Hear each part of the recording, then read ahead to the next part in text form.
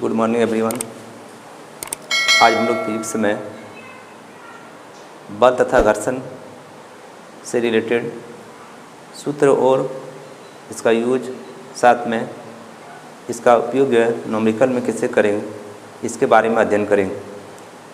यह चैप्टर जो है बल तथा घर्षण फिजिक्स में बहुत ही महत्वपूर्ण चैप्टर है, विषय। तो आज बल तथा घर्षण के बारे में सबसे पहले जानना है। बल क्या है? बल वह भौतिक कारण या फिर बाह्य अभिक्रिया है जो किसी वस्तु पर लगकर उसे विराम अवस्था से गति अवस्था में लाना चाहता है या फिर लाने का प्रयत्न करता है। जैसे उदाहरण के तौर पर हम कोई वस्तु को जो है दूसरे स्थान पर ले जाना चाहते हैं, तो उस पर क्या करते हैं, किसी न किसी रूप में ताकत लगाते हैं। ताकत लगाने के बाद, बल लगाने के बाद, यदि वस्तु वो ताकत जो लगाते हैं उससे कम वजन या द्रव्यमान है, उस हिसाब से हम उस वस्तु को दूसरे जगह स्थान पर ले जाते हैं, गति अवस्था में कर सकते हैं। या कोई अगर दीवार है या बड़ा पत्थर है या ट्रक है, तो उसे हम उस स्थान पर नहीं ले जा सकते, लेकिन फिर भी हम अपने बल का इस्तेमाल करते हैं। तो यहाँ पर बल क्या है? बल वह बाह्य अभिक्रिया जो वस्तु को विराम अवस्था अथवा गति की अवस्था में परिवर्तित कर दे या परिवर्तन करने की चेष्टा करता है, प्रयत्न करता है। तो भौतिकी की भाषा में बल बराबर क्या होता है? द्रव्यमान और त्वरण के गुणनफल को क्या कहते हैं? बल। तो F बराबर क्या होता है? ma, फोर्स बराबर मास इंटू एक्सेलरेशन, द्रव्यमान गुना त्वरण। उसके बाद m, द्रव्यमान बराबर क्या होता है? F/a। इसी से हम जो है, अगर हम m बराबर करेंगे तो ये a नीचे आएगा, तो क्या हो जाएगा? m बराबर F/a, जहाँ F क्या है? फोर्स, m है द्रव्यमान, a त्वरण। उसके बाद यदि हम त्वरण निकालेंगे और बल और द्रव्यमान दिया रहे, तो a बराबर क्या होगा? F/m, F फोर्स है और m मास। अब जो है हम देखेंगे यहाँ पर संवेग। तो संवेग क्या है कि द्रव्यमान और वेग के गुणनफल को क्या कहते हैं? संवेग। तो इसका सूत्र क्या होता है? P बराबर mv, जहाँ P संवेग और m क्या है? द्रव्यमान तथा v वेग। तो संवेग किसको कहते हैं कि संवेग जो है द्रव्यमान और वेग के गुणनफल को संवेग कहते हैं।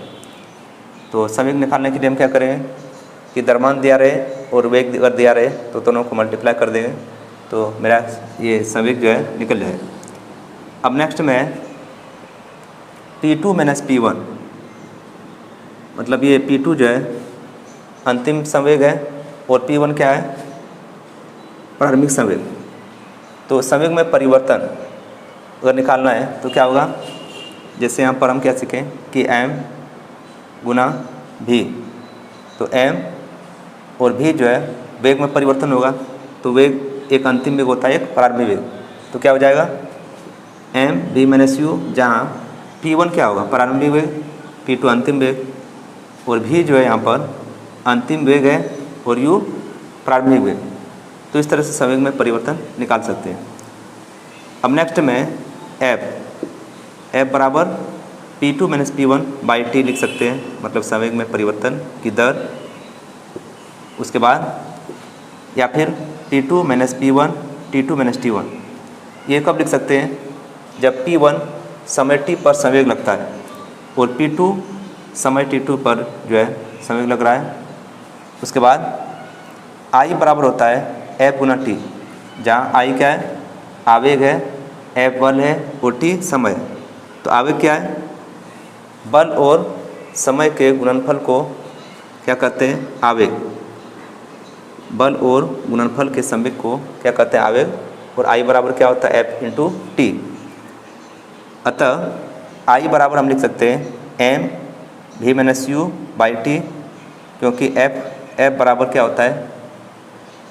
यहाँ पर जैसे F बराबर m a, तो a बराबर v minus u by T होता है। तो यहाँ पर M B minus U T गुना टी भी ले सकते हैं, तो क्या होगा बराबर M B minus M U फिर बराबर P2 माइनस P1 बराबर संवेग परिवर्तन अर्थात आवेग बराबर संवेग परिवर्तन P2 माइनस P1। अब हम लोग समझें घर्षण।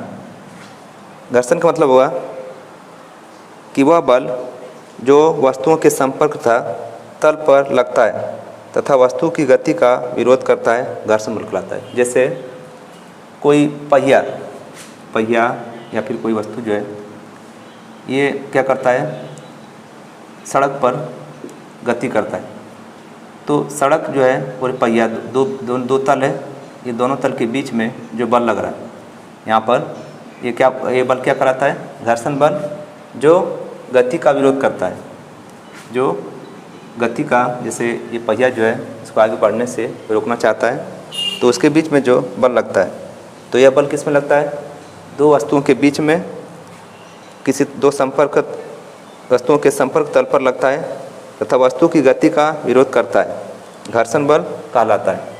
और घर्षण बल जो है, घर्षण बल 3 प्रकार के होते हैं।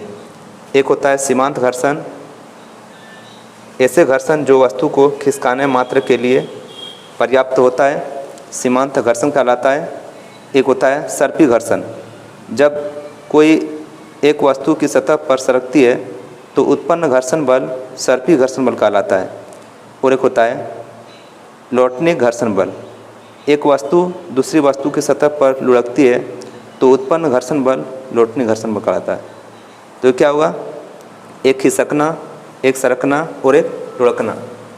तो इसमें जो है सीमांत, सर्पी और लौटनिक घर्षण जो है 3 प्रकार के होते हैं। अब हम लोग नेक्स्ट क्लास में इससे रिलेटेड न्यूमेरिकल जो है हल करेंगे। तो आप लोगों से मेरा एक छोटी सी रिक्वेस्ट है, यदि आप इस चैनल में नए हैं तो चैनल को सब्सक्राइब करके बेल घंटी को दबा दें ताकि नेक्स्ट आने वाली वीडियो का नोटिफिकेशन आपको सबसे पहले मिल जाए। Thank you very much.